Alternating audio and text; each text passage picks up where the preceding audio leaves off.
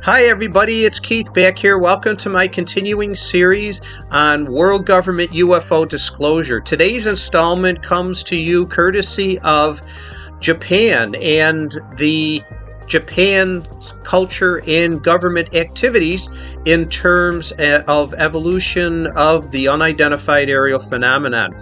Let's start with their involvement as a culture and as a government, the interplay of both factors in terms of the disclosure and what has been broadcast from Japan. They are a very reluctant culture. It's due to the structure of how they practice their culture and their government also.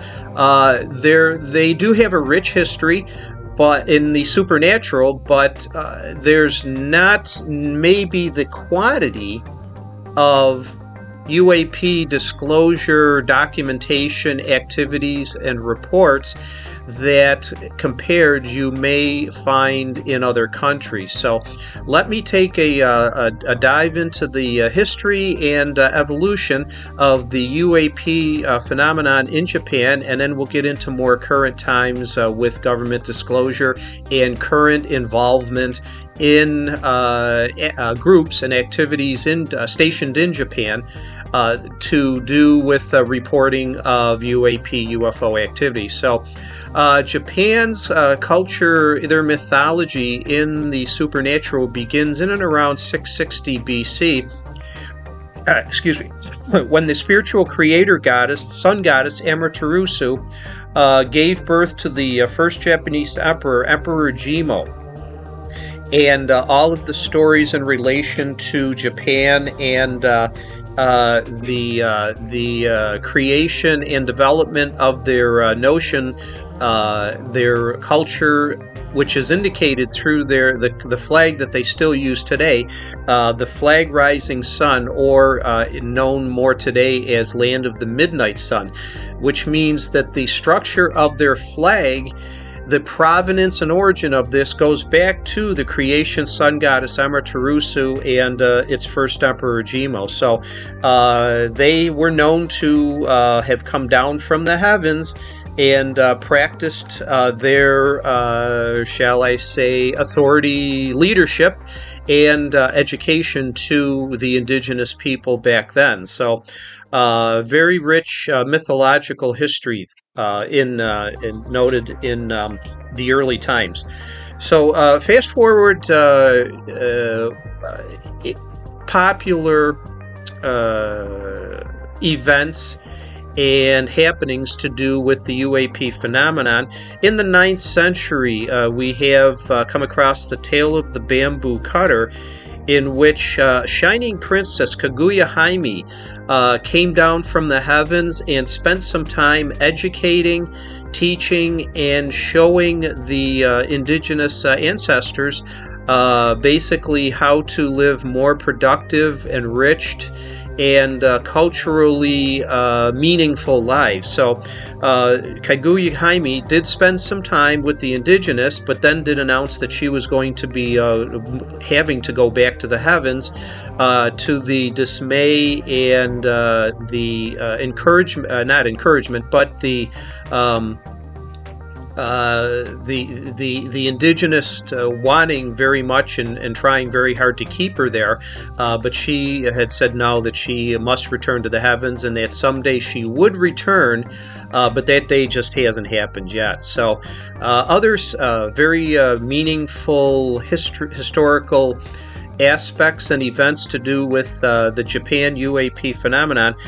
We fast forward into the Edo period, which is generally known to be in duration from the early 1600s through the mid 1800s. So lots of sightings and events, activities, and events, meetings, so to speak, were recorded in the Japan archives. One of the more influential and popular of those happened in 1803, the Mount Sengamori flap in the Hitachi province, prefecture. This is called a flap. for lack of a better reason, that the duration of these sightings and events had occurred over many, many, many years. So, but the events and this flap consisted of a large series of hollow ships that were cited to have been flying across the skies of Japan in the Hitachi province. Landing, the occasional occupants of the craft would get out and interact slightly with the native indigenous. But again, this phenomenon went on into the mid-1860s, generally known to be. Now, two very influential publications came from this Mount Sengamori flap in the Edo period in the 1800s. 1825, and incidentally, these publications are still available. The Mystery of Utsurubuni, again, meaning hollow ships, and another book in 1844, the Umi no Chiri, which is translated to mean plum dust. Actually, there is a third publication that is still available from around that time in the 1800s. Hirokata Zuhitsu, Essays by Hirokata. So if you want and are interested in the history of the Edo period in Japan UAP activity, these three publications will be very influential and meaningful for you. So as we move forward into more modern times in the disclosure process. In 1972, the Fukushima flap, in which many sightings of electromagnetic frequency anomalies, magnetic in nature, again, ships, not hollow ships this time, but many ships that would fly at impossible speeds to be comprehended by ships being made to fly that fast from human beings. So, and out throughout the last few decades, many similar sightings on an individual basis. There were no serious flaps that have been at least released by the Japan government in terms of UAP activity. Now, segueing into the government's activities and aspects of it, the Japan government has maintained a denial of existence of UAPs up until very, very, very recently, just the last few years. They would not make many statements, but the few statements that they did make would broadcast that the government doesn't officially study the phenomenon, that they're not inclined to do so. That translates very well into a curious observation about the Japan citizens.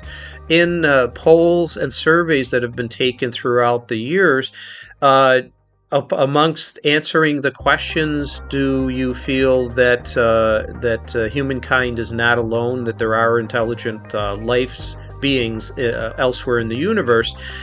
Japan's citizens have always scored very low on the process, and most recently a 2021 poll indicates that only 20% of Japanese citizens answered the question positively that humans have made secret contact with aliens in another survey. So that just parallels and follows along with Japan citizens' low score on surveys in questions about the existence of other intelligences in the universe. So curious there, but it's consistent, at least anyways, and that's translated from the government's, shall I say, inactions or less amount of actions in disclosure statements and protocols and document releasing and whatnot. So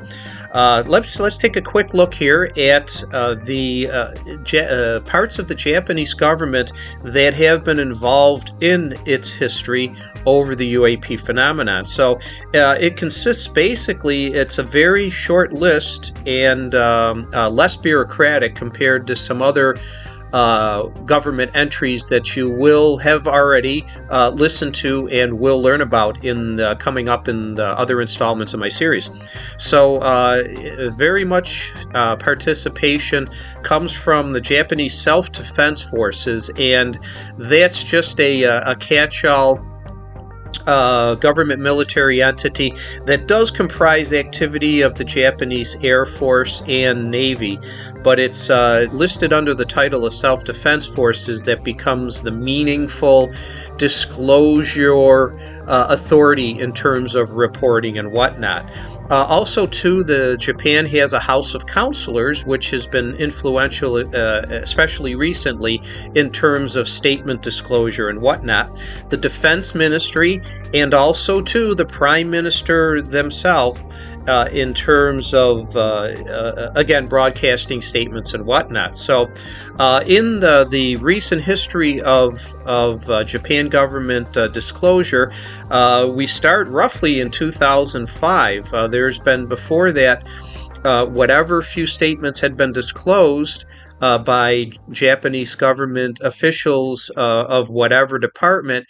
They've been short statements, and basically to say that the Japanese government doesn't study the UAP phenomenon. Now, if they are hiding past activities and whatnot, they've maintained and done a very good cloaking job of not disclosing anything. But more recent disclosures and statements in March the 10th of 2005, the Democratic Party leader Yamane Ruji, in the House from the House of Counselors, he headed a discussion amongst the Japan government equivalent to Parliament, so to speak, in terms of disclosing and making statements and conclusions, broadcasting them to the way that they confirm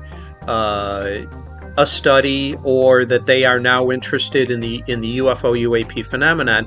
But basically, those discussions didn't lead to any conclusions and didn't lead to any statements broadcast in the mass media into their culture and society about that. So a little fast forward, on December 10th of 2007, Prime Minister Fukuda Yasu did broadcast a definitive statement, and basically what that statement said was, and it was very controversial, that Japan government officially denies the existence of UFOs, UAPs. Now, this was very controversial for a lot of reasons.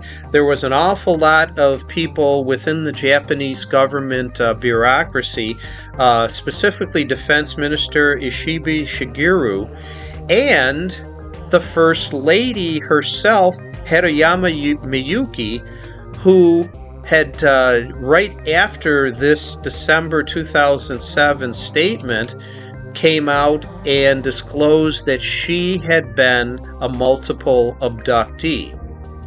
So, adding up her comments and her statement, along with statements from the Defense Minister and others in the House of Counselors, provided an awful lot of pushback and controversy to the Prime Minister's statement that the Japan government officially denies the existence of UAPs, UFOs, and whatnot. So very curious.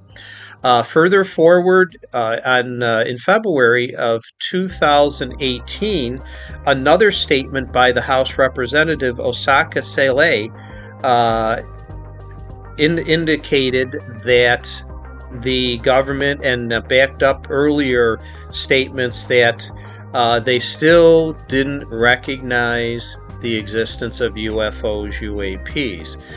It only took until September, or in 2020 actually, That the Defense Ministry finally admitted and broadcast that they are now interested in the UFO UAP protocol and landscape, so to speak. Back in April of that year, the Japanese Defense Ministry representative Kono Taro very popularly met with the U.S. Defense Department's Secretary Mark Esper in meetings about the U.S. disclosures of the Advanced Aerospace Threat Identification Program, the ATIP, and the U.S. announcements back in 2017 of the U.S. Navy's videos, and that the ATIP study had been conducted in the U.S. and whatnot. So that was exploded in the worldwide press and led to these meetings with Kono Taro in April of 2020, and ultimately led to his disclosure statement that now the Japanese government has reversed its position, that they are now starting to study the UFO UAP phenomenon without disclosing any documents or whatever, but that was forthcoming in just a few months after that. So I can answer that part by giving you now a little bit of history of and current status of some of the programs, groups, and organizations within Japan that are now studying the phenomenon. The big one is the International UFO Laboratory. And I'll give you the website here, but I will also publish the website. Refer back to the Humaniverse, my Facebook page, the Humaniverse, to find the web address of the International UFO Laboratory. It is a broadcast. It is headquartered in Sengan-Mori, in Fukushima district. And remember, circling back to my earlier discussion here, that Sengan-Mori was very influential in Japanese history, and again, even in modern times, that's the current location of the International UFO Laboratory. So you can see the web address of the laboratory in itself, and it is home to well over 3,000 materials and over 935, about 1,000 or more, actual reports from the U.S. Central Intelligence Agency. So the current director of the International UFO Laboratory in Japan is Takeharu Mikami.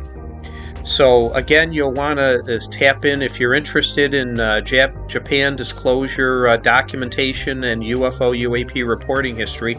Go to the International UFO Laboratory website. Also, too, in the archives, there's a UFO interactive hall in Inomachi, which also houses many hundreds of materials, some from the U.S. government, and involving specifically Japan sightings and experiences and whatnot, and a few thousand materials in regarding, again, Japan's history with the phenomenon. I should reverse myself.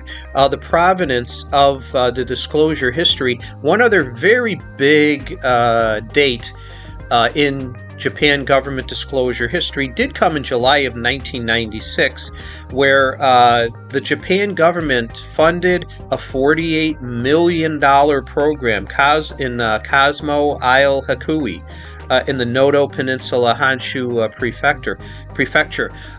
They spent $48 million to construct, the Ministry of Home Affairs licensed this money out, to construct an archives interactive hall, which is known as the UFO Interactive Hall. This is separate from the International UFO Laboratory, but predates the laboratory by about 26 years. So the Japan government, even though, again, they were officially not acknowledging existence in any way, shape, or form, they at least did spend $48 million to fund this Inomachi UFO Interactive Hall, which currently still exists and is actually visited by many tens of thousands of tourists each year.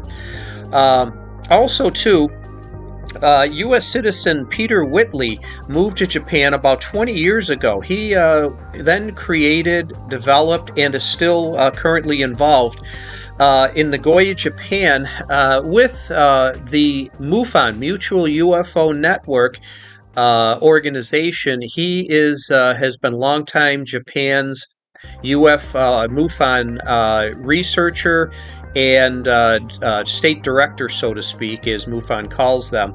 And he has been, again, for the last 20 years present in Nagoya, Japan, serving those capacities for the MUFON organization. So, in summary, we'll find, if you want to compare and contrast Japan's interactions of the government and the citizens, so to speak, into UFO groups, UAP groups, compared with other countries, there's been a longer history of non-disclosure of what they do have, but more importantly, statements of denying existence, even into very, very modern times.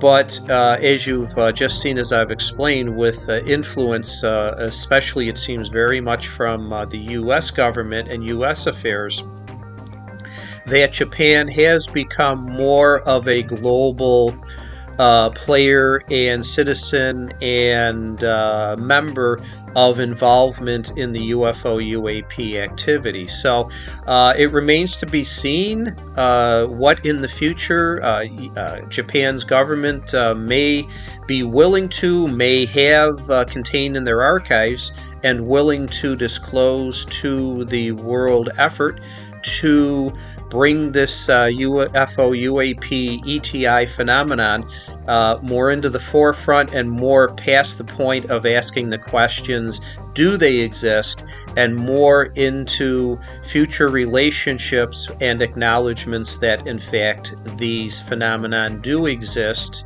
and that we are not alone in the universe.